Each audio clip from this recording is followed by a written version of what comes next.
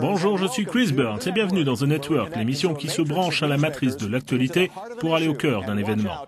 Mais attention, nos invités n'ont que 25 secondes pour répondre. Gare. Voyons quel est le sujet du jour, maintenant. Alors que l'austérité s'impose, la contestation grandit. Malgré les vacances de fin d'année, les gouvernements européens doivent serrer la vis en réformant les retraites.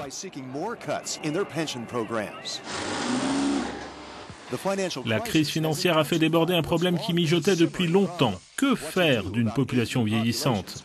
Les travailleurs de moins en moins nombreux doivent-ils payer pour des retraités toujours plus nombreux et qui en plus vivent plus longtemps? En essayant de désamorcer la bombe à retardement de la démographie et en faisant des coupes dans les budgets pour éviter une catastrophe financière, les gouvernements relèvent l'âge de la retraite tout en tentant de maintenir les avantages. Selon le projet de livre blanc de la Commission européenne sur les retraites, Bruxelles veut pousser les États membres à faire disparaître l'âge obligatoire de la retraite et à encourager la population à travailler plus en s'appuyant sur des programmes européens comme celui pour la formation tout au long de la vie. Alors que les syndicats menacent de lancer des mouvements de grève dès le début de l'année, l'épreuve de force sur les retraites risque de durer. Avec nous pour cette édition de The Network, depuis Bruxelles, Laszlo Andor, commissaire européen en charge de l'emploi, des affaires sociales et de l'inclusion, Claudia Mene de l'ETUC, la Confédération européenne des syndicats, qui représente 84 organisations dans 36 pays, Philippe Debuck, directeur général de Business Europe, association qui défend les intérêts des entreprises privées, qui représente 41 fédérations d'entreprises dans 35 pays. Une première question pour l'ensemble, en commençant par le commissaire. En Europe, aujourd'hui, il y a environ 4 travailleurs pour 1 retraité. Mais ce ratio va tomber à 2 pour 1 d'ici 2060. Craignez-vous que le système des retraites ne s'écroule et entraîne l'euro dans sa chute ? Eh bien, en fait, nous sommes dans la dernière partie, celle où les gouvernements doivent agir pour réformer les retraites. Le défi n'est pas vraiment nouveau, mais il est évident que la crise a eu un gros impact, qu'elle a aggravé la situation qui était pourtant d'une certaine manière prévisible.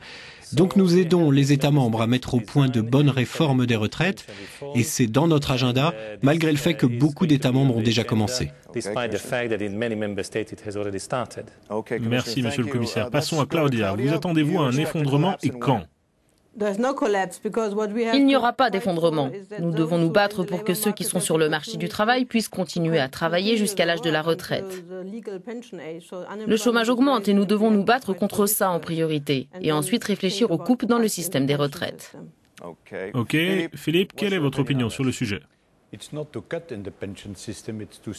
Il ne s'agit pas de réduire les retraites, il faut sauvegarder le système des retraites en prolongeant l'activité des travailleurs âgés, comme on les appelle. Il n'y a pas d'autre moyen.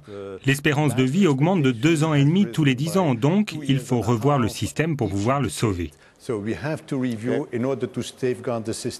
Ok, Philippe.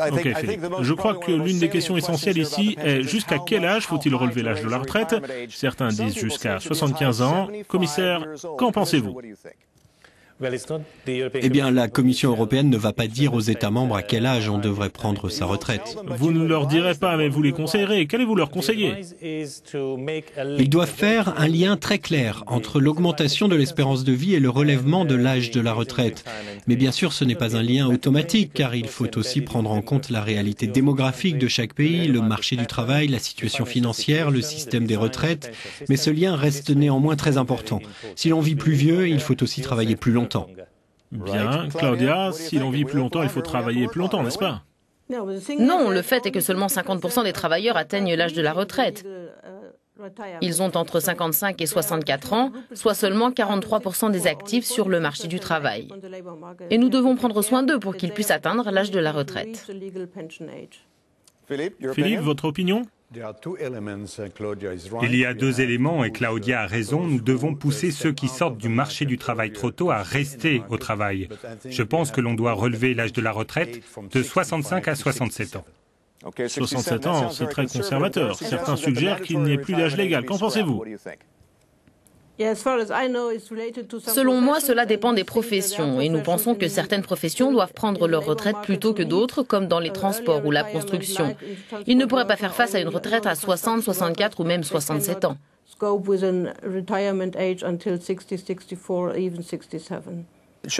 Ne faudrait-il pas un système européen pour les retraites? Certains demandent que soit mis en place un système global, ou peut-être un service pour suivre l'évolution des droits de ceux qui auront travaillé dans différents pays, pour qu'ils sachent combien ils vont toucher. Commissaire.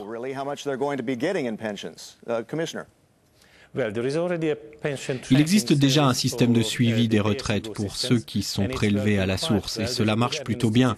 Il y a une bonne coopération administrative entre les agences concernées par ce système. Il faudra voir ce que cela donne dans le privé.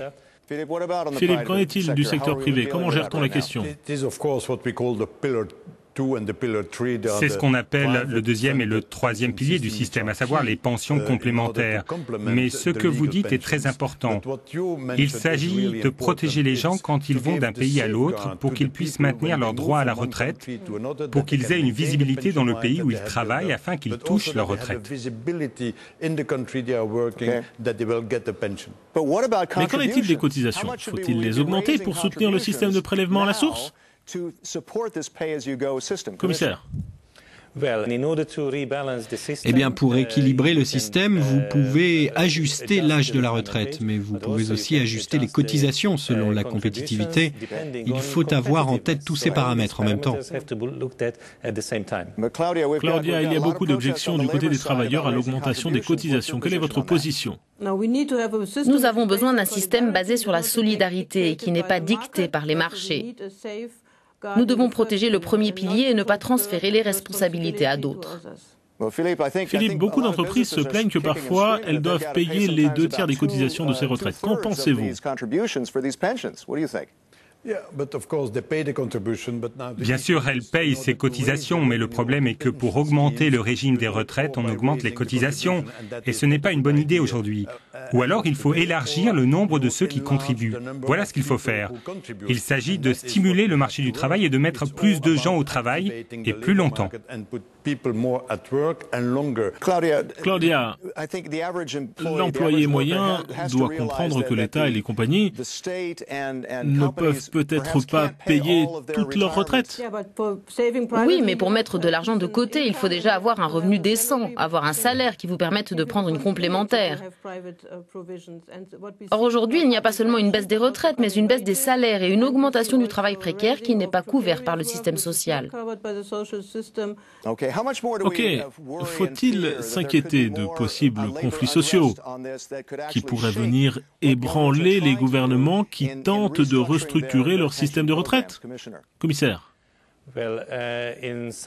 Dans certains États membres, la réforme des retraites joue un rôle important dans la stabilisation du pays.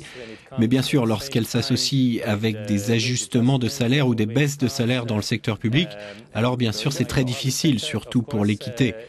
Je pense que tous les gouvernements veulent faire les ajustements les plus équitables possibles et c'est une responsabilité européenne que de sortir de la récession aussi rapidement que possible pour que de telles situations d'urgence ne se reproduisent plus. Philippe, craignez-vous de nouveaux conflits sociaux, des bras de fer qui pourraient faire couler certains programmes de réforme? Je n'espère pas. Je peux tout à fait comprendre que cela crée des tensions. Mais dans certains pays, les réformes ont été passées en étroite collaboration avec les syndicats et tout a très bien marché. Dans d'autres, il faut parfois passer par des conflits. Je suis content de voir qu'au final, les bonnes décisions ont été prises et c'est ce qui est important parce qu'il fallait à tout prix revoir le système de retraite, crise financière ou pas.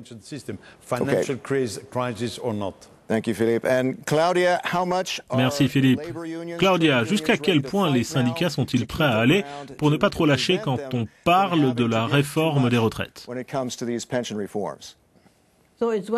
Il y a une chose à laquelle nous sommes totalement opposés, les coupes directes. Quant aux changements structurels, cela dépend des pays, comme par exemple le Royaume-Uni.